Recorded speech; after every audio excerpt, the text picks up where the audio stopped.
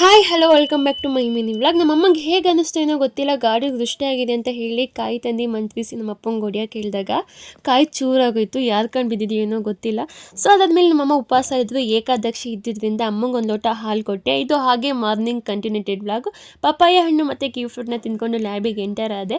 So ಅದಾದ್ಮೇಲೆ ನಮ್ಮ favourite kachori ಕೂಡ ತಿಂದು ಹಾಗೆ ಕುತ್ಕೊಂಡು ಮಾತಾಡ್ಬೇಕಾದ್ರೆ ಆಂಟಿಗೆ ಸ್ವಲ್ಪ ರೇಗಿಸ್ಕೊಂಡು, ಅದಾದ್ಮೇಲೆ ಕಿರಣ್ ಸರ್ ಕುಡಿಲಿ ಅಂತ ಒಂದು ಬಾಟಲ್ ಬಿಸಿನೀರು ತಂದು ಆಂಟಿ ಇಕ್ಕಿದ್ರು.